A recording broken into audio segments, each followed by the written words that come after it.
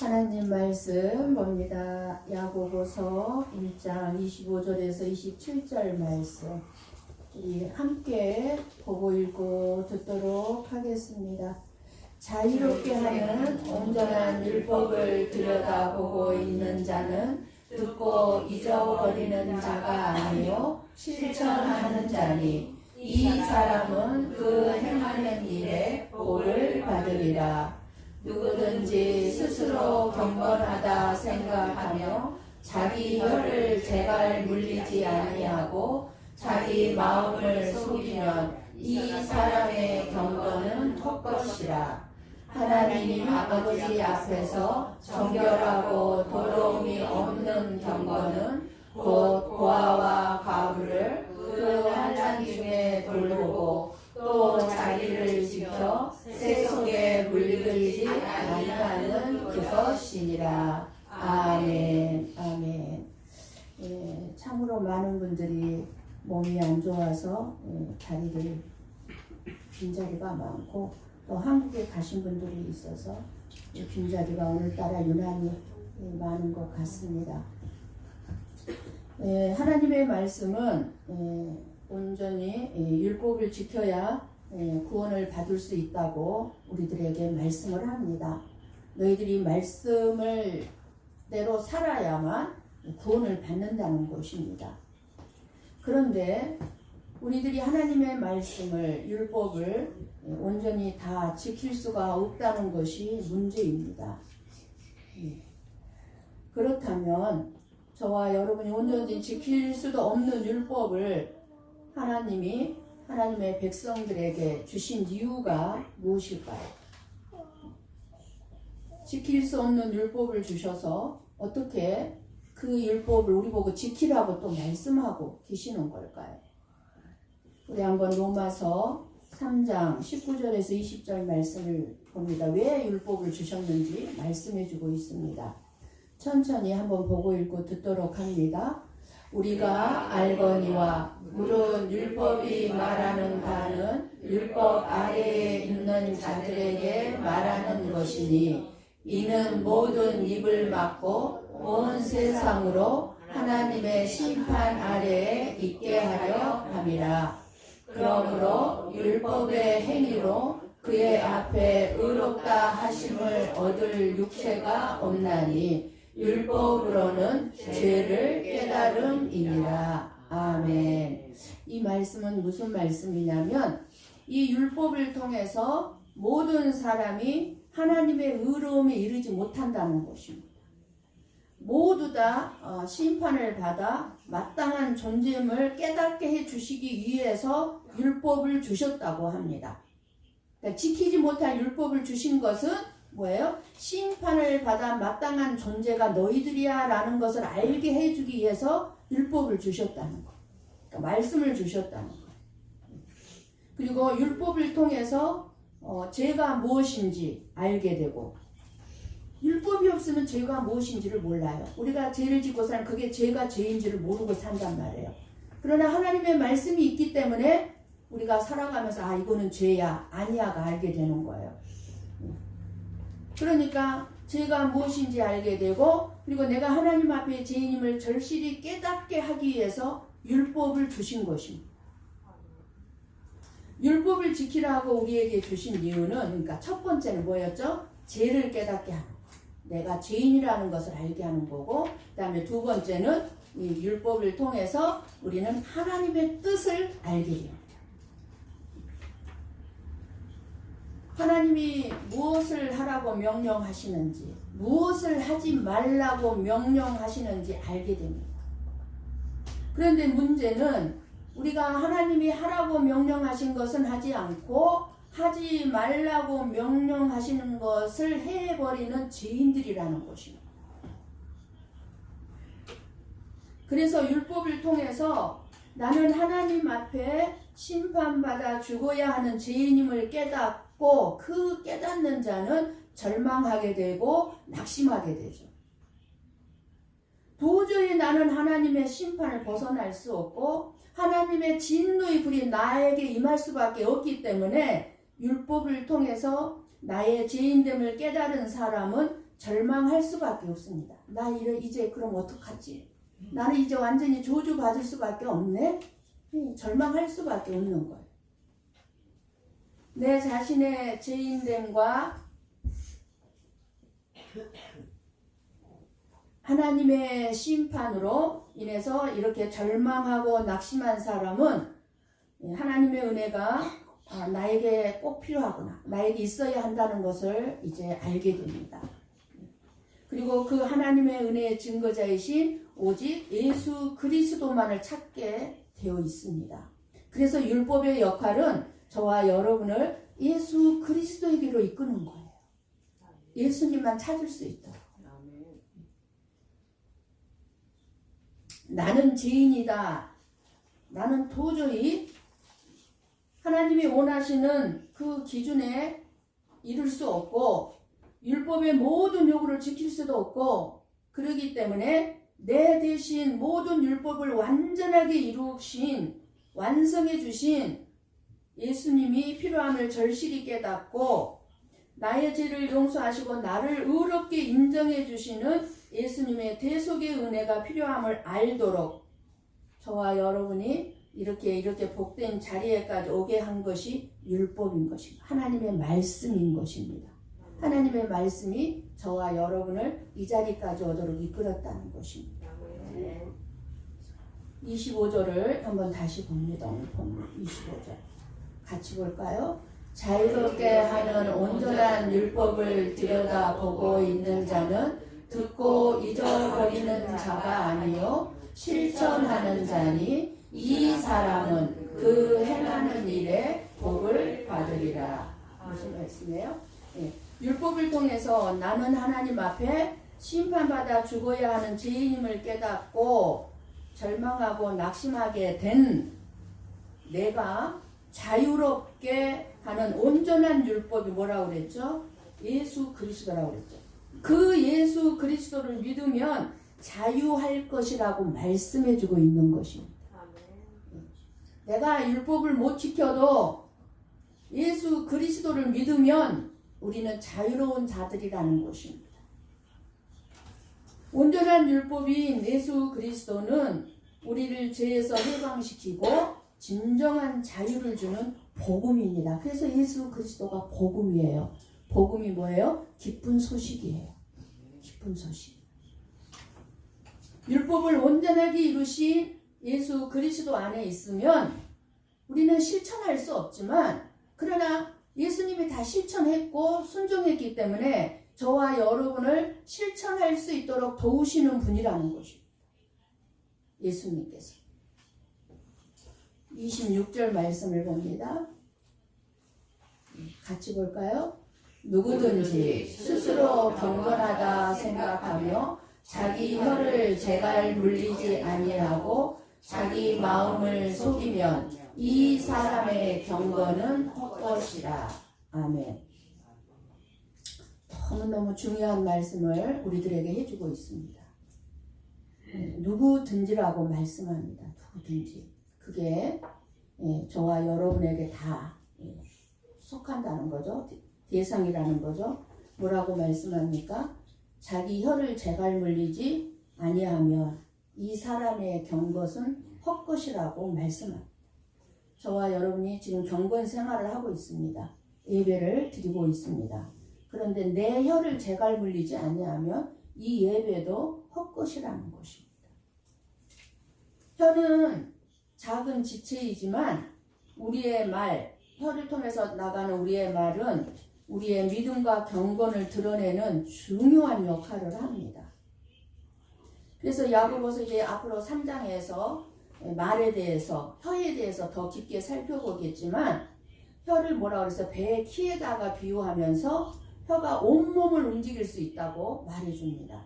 경고합니다. 그렇기 때문에 우리는 말 한마디 한마디에 책임감을 가지고 말 한마디 한마디를 신중하게 해야 합니다.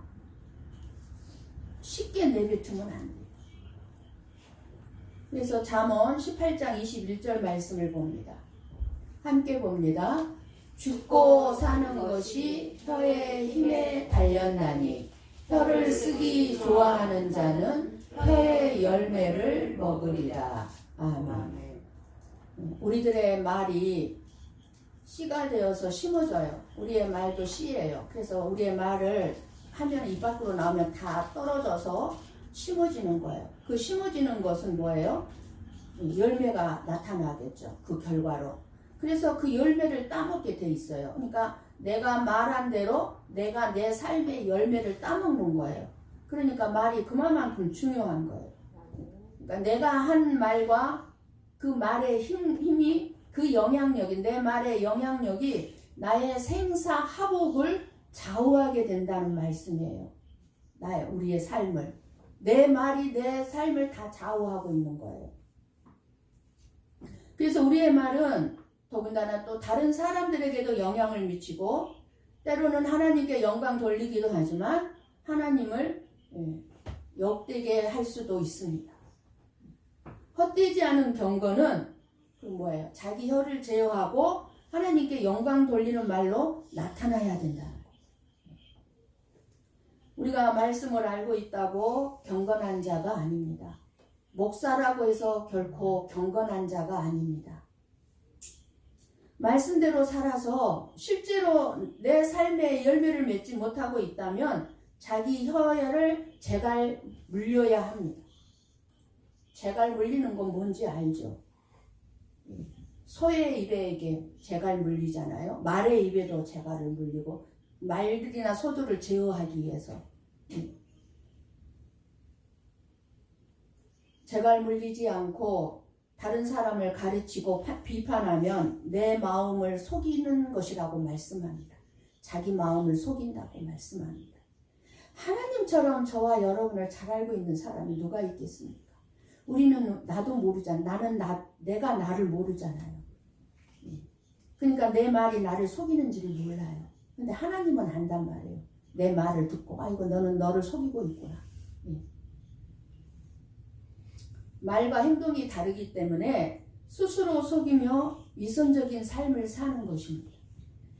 예수님께서도 말씀하셨죠. 말과 행동이 다른 위선자들에게 경고하셨습니다. 뭐라고 경고했습니까? 마태복음 12장 34절에서 37절 말씀을 좀 길지만 보고 읽고 듣습니다. 함께 봅니다. 독사의 자식들아, 너희는 악하니 어떻게 선한 말을 할 수 있느냐? 이는 마음에 가득한 것을 입으로 말함이라. 선한 사람은 그 쌓은 선에서 선한 것을 내고 악한 사람은 그 쌓은 악에서 악한 것을 내느니라. 내가 너희에게 이르노니 사람이 무슨 무익한 말을 하든지 심판날에 이에 대하여 신문을 받으리니 내 말로 의롭다 함을 받고 내 말로 정죄함을 받으리라. 아멘. 무슨 말씀이 너무너무 심각한 말씀입니다. 내 말로 다 정죄함도 받고 심판도 받는다는 거예요. 그러면서 무슨 말씀입니까? 지금 예수님이 하신 말씀이 우리가 하는 말은 내 마음속에 있던 것들이 그대로 드러난다는 것입니다. 내 마음에 없는 말이 나오지 않는다는 것입니다. 내 마음에 쌓여있던 것이 나온다는 것입니다.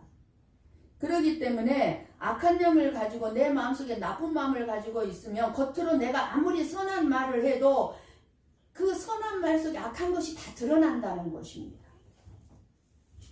그렇기 때문에 우리가 말씀을 알기만 하고 삶으로 살아내지 못한 사람은 속에 악한 것이 그대로 있다는 것입니다.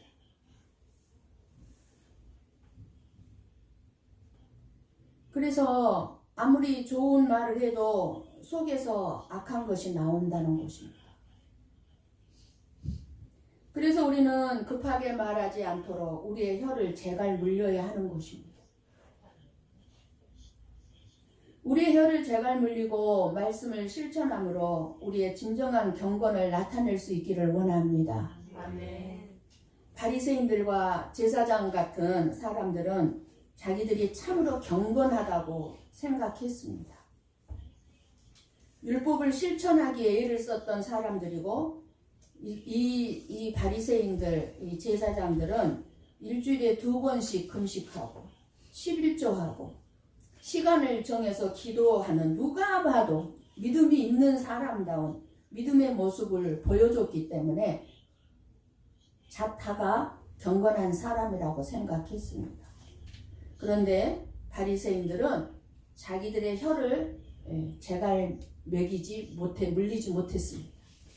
혀를 제갈 물리지 못했어요. 어떻게 제갈 물리지 못했습니까? 기도하면서도 그랬잖아요. 주여 주여 우리는 이것도 하고 저것도 하고 이것도 하고 이렇게 했습니다. 그런데 주님 저 세리들을 보십시오. 세리들은 하지 않지 않습니까? 자기 입을 제갈 물리지 않은 거예요. 여기서 말하는 제갈이라는 것은 말을 못하게 입을 막는 용도로 말하는 것이 아니라 말을 절제하기 위해서 입에 물리는 제갈이라는 것이에요.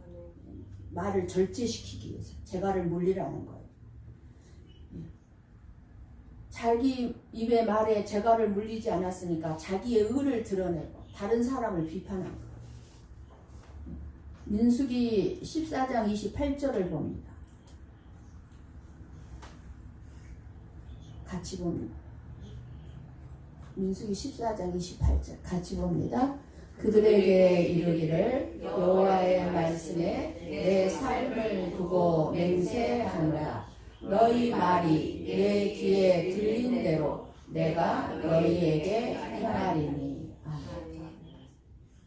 이스라엘 백성들은 광야 생활 힘들다고 하나님을 향해서 불평하고 원망했습니다.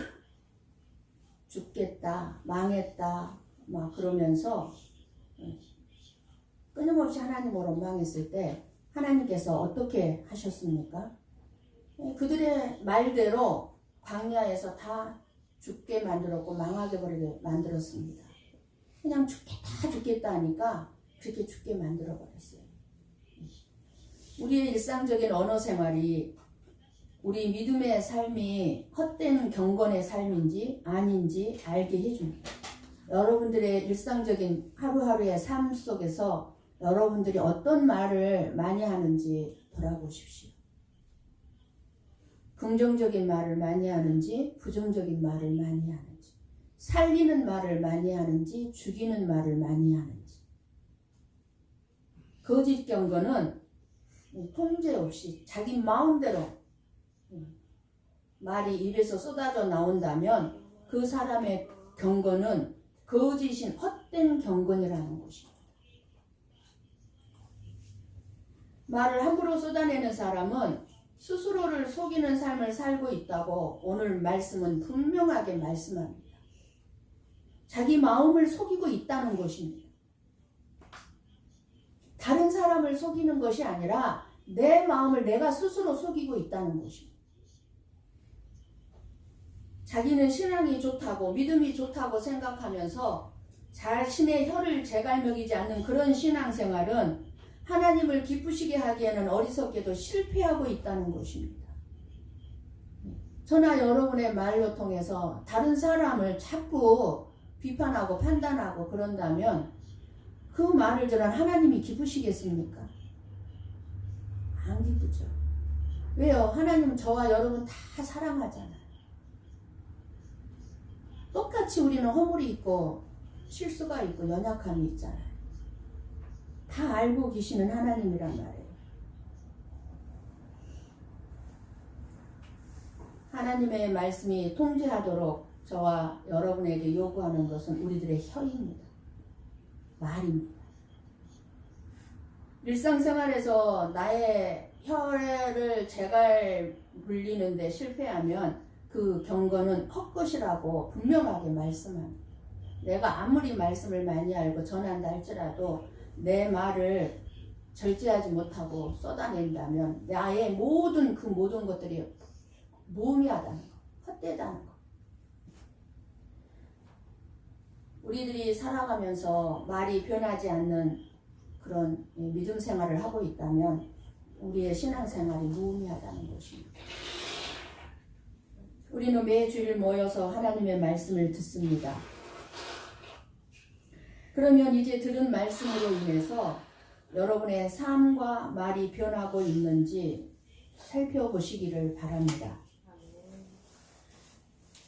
듣고 있는 말씀으로 내 삶과 내 말이 바뀌지 아니한다면 자신을 속이고 있다고 말씀합니다.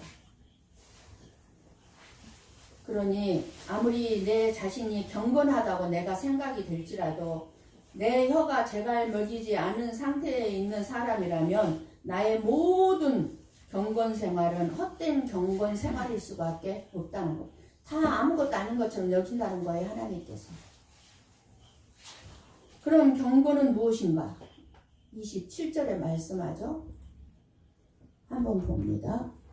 하나님 아버지 앞에서 정결하고 더러움이 없는 경건은 곧 고아와 가부를 그 환난 중에 돌보고 또 자기를 지켜 새 속에 물들지 아니하는 그것이니라. 아멘.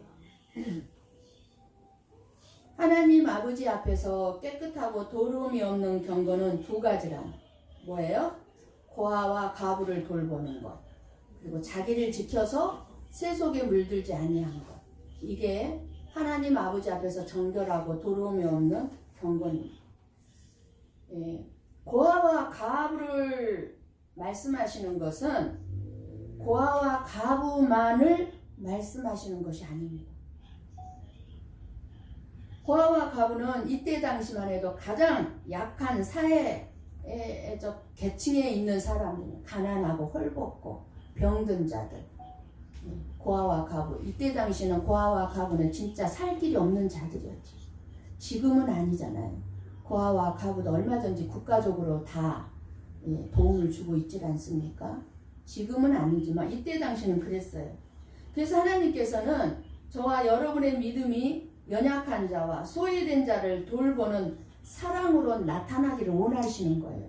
연약한 자, 그러니까 가난하고 헐벗고 병든 자들, 힘든 자들, 애로운 자들, 그런 연약한 자들을 고아와 가부로 지칭하는 것입니다.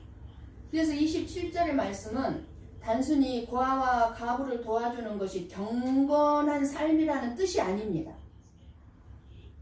그러면은 뭐 세상 사람들도 다 고아와 가부 지금 도와주고 있는데 그 사람들 다 경건한 삶을 살겠네요. 그러니까 그 뜻이 아니에요. 고아와 가부를 돌보라는 것은 즉 저와 여러분이 고아와 가부였다는 것을 잊지 말라는 것입니다. 알라는 것입니다. 저와 여러분 자체가 고아와 가부라는 것입니다. 이것은 무엇을 또 얘기하냐면 돈 없고 힘없는 사람을 불쌍히 여기는 것이 경건이 아니라 내가 그렇게 돈 없고 힘없는 사람들과 같이 불쌍한 존재임을 아는 것이 경건이라는 것입니다. 내가 불쌍한 존재라는 것을 아는 것이 경건이라는 것입니다. 무슨 뜻인지 아시겠습니까? 힘없는 약자, 연약한 자들을 불쌍한 마음으로 도와주는 것이 경건이 아니라 나도 똑같이 불쌍한 존재로서 그런 힘없고 연약하고 죄밖에 없는 그런 불쌍한 존재인 나에게 하나님의 은혜를 베풀어 주셨는데 그 내가 받은 그 하나님의 은혜를 나누게 되는 것이 경건이라는 것입니다. 아시겠습니까? 예. 그러니까 나도 불쌍한 자예요. 그런데 내가 어떤 은혜를 받았어요? 하나님으로부터 불쌍히 여김을 받았단 말입니다. 그러니까 내가 고아와 가부였는데 하나님으로부터 불쌍히 여김을 받았다 보니까 그 은혜를 받은 내가 받은 은혜가 무엇인지 알기에 그 은혜로서 연약한 자들을 향해서 나누어 준다는 거예요. 그게 경건이라는 거. 그리고 참된 경건은 세속의 유혹에 물들지 않고 거룩함을 유지하는 것입니다. 오늘날 우리가 살아가고 있는 이 세상은 물질주의, 쾌락주의, 이기주의로 충만합니다. 가득 차 있습니다. 어디를 봐도. 그러나 저와 여러분은 이 세상과 구별된 하나님의 자녀로 하나님의 말씀 안에서 우리는 우리의 정체성을 제대로 가지고 있어야 합니다. 나는 누구인가? 내가 세상 사람들과 같은가? 나는 하나님의 자녀인가를 이 정체성을 바르게 가지고 있어야 합니다. 그래야 저와 여러분의 모든 삶의 기준을 하나님의 말씀에 두는 것을 말씀하고 있는 것입니다. 너희들이 세속에 물들지 않을 수 있는 방법은 딱 하나, 뭐예요? 하나님 앞에서 정결하고 더러움이 없는 경건은 뭐냐? 나를 지키는 것. 나를 지키는 거는 뭐? 말씀을 붙잡는 것밖에 없다. 그러니까 세속에 물들지 아니하는 것은 이 세상을 즐기는 것을 하지 말라는 것이 아니라 세상의 가치관을 따라서 살지 말라는 것을 말씀하시는 거예요. 세상 사람들이 가지고 있는 가치관, 세상 사람들이 가지고 있는 가치관 뭐예요? 돈이면 다 되는 것, 세상이잖아요. 돈이면. 그러니까 너희들은 그런 가치관을 따라가지 말라는 거예요.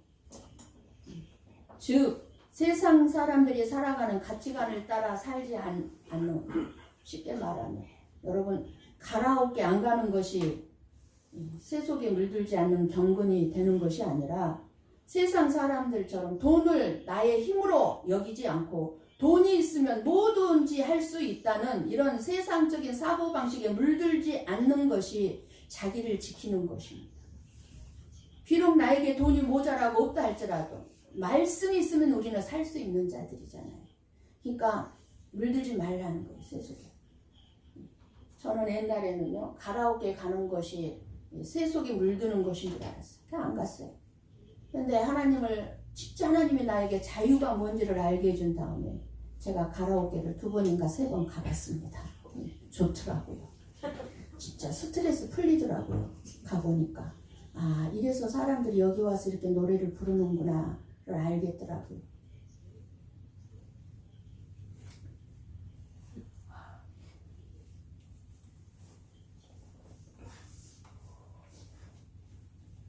내가 불쌍한 존재가 아니라 내가 이 세상에서 가치 있는 존재가 되고 싶어하는 것이야말로 세속적이고 이 세속에 물들어 사는 것이 헛된 경건이라는 것이에요. 저와 여러분은 끊임없이 하나님 앞에서 내 자신이 불쌍한 존재라는 것을 알아야 돼요.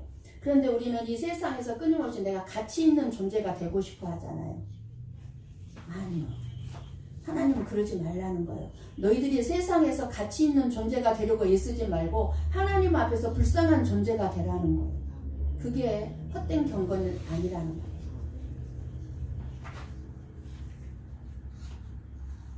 저와 여러분의 경건은 내 자신의 불쌍함을 알고 하나님의 은혜와 자비하심에 긍휼히 여기심에 감사하는 것입니다.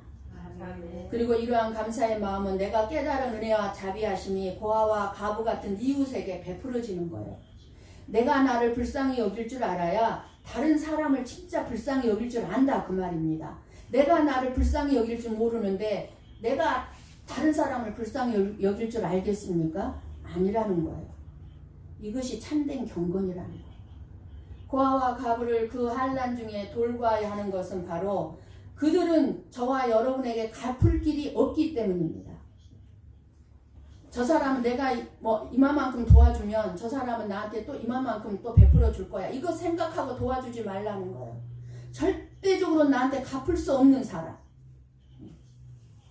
또 갚기를 바라고 도와주지는 말라는 거예요.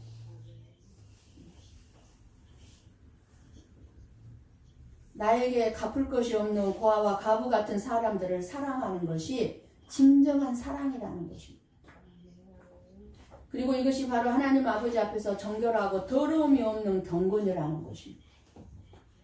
세상은 날로 물질적으로 쾌락주의적으로 이기주의로 정말 무섭게 변하고 있습니다.